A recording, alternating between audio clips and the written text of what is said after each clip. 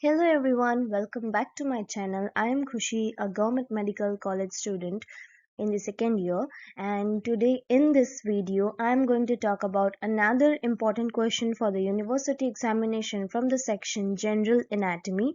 So let's begin. So today I am going to discuss the topic fibrous joint.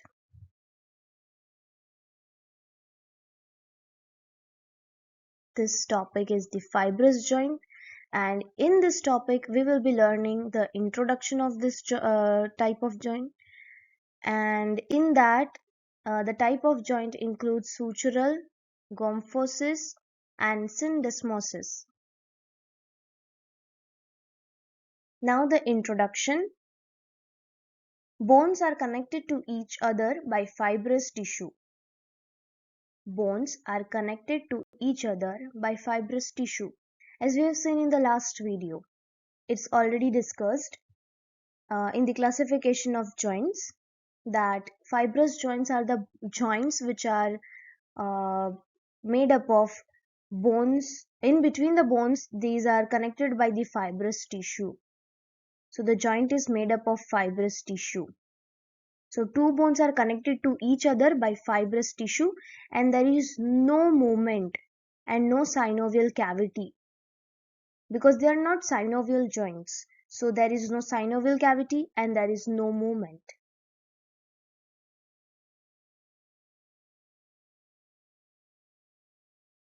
Now the types of joint or fibrous joint. The first one is the sutural joint. The sutural joint is a thin layer of dense fibrous tissue bind the adjacent bones. That means the adjacent bones are bound by the thin layer of dense fibrous tissue, and it appears between bones which ossify in membrane.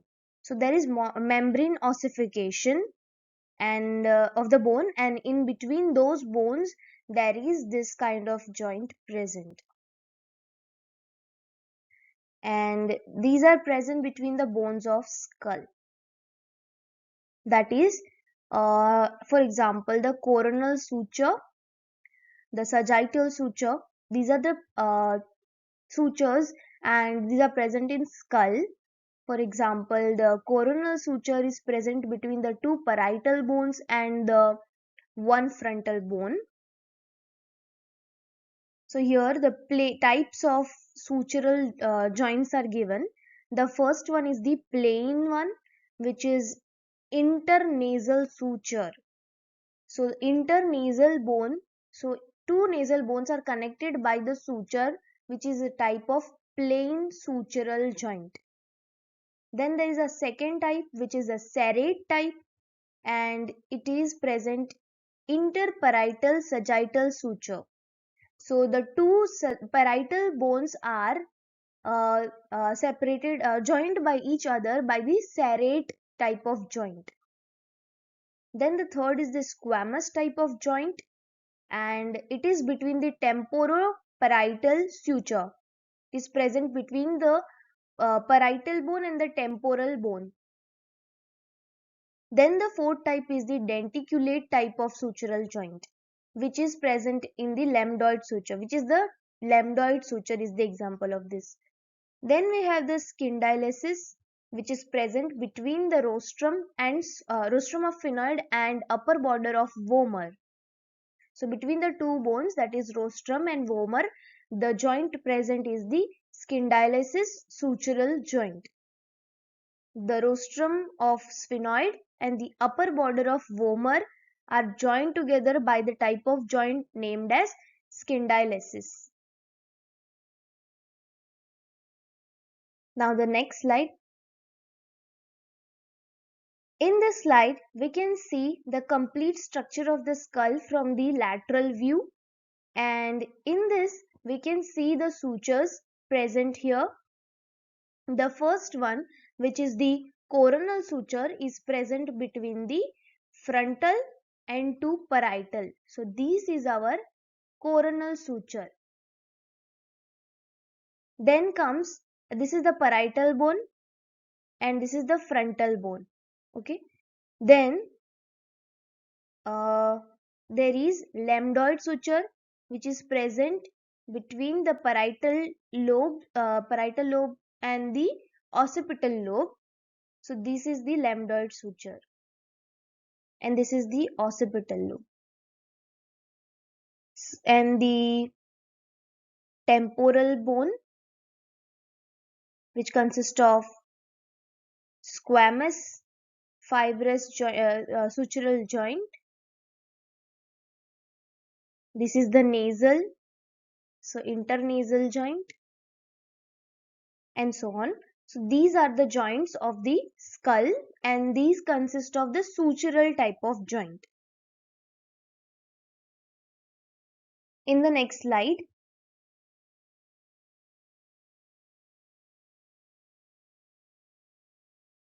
there is a second type of joint, which is the gomphosis. So in this slide, we will be learning about gomphosis, which is peg and socket variety. Cone shaped root of tooth fits into a socket of jaw. So the tooth and jaw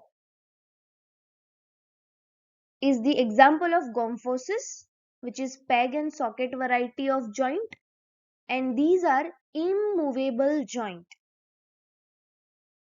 Root is attached to socket by fibrous tissue. So the root of tooth is attached with the socket of jaw by fibrous tissue, and so the fibrous type of joint, which is the gomphosis joint type of joint, is present between the root of tooth and the socket of jaw. So this is all about gomphosis. Next slide we have. Now in this figure we can see gomphosis joint between the tooth and the jaw, socket of jaw of the mandible. So this is the type of gomphosis joint, peg and socket type of joint.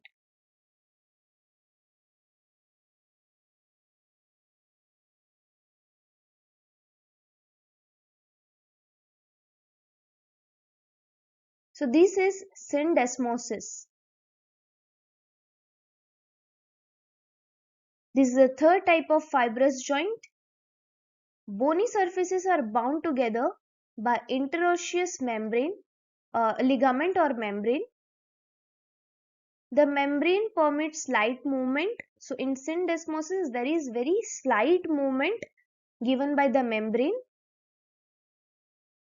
Functionally classified as amphiarthrosis. Means it also permits and it also not permits, which is very slight movements. For example, inferior tibio-ulnar joint. So inferior tibio-ulnar joint consists of which type of joint, is made up of which type of joint? Syndesmosis, which is a type of which is also functionally classified into amphiarthrosis, and it permits only very slight movement, and the bones are bound together by the interosseous ligament or interosseous membrane. It is also present in the radio-ulnar joint. In the shaft of the two bones are joined by the interosseous membrane in the radius and ulna.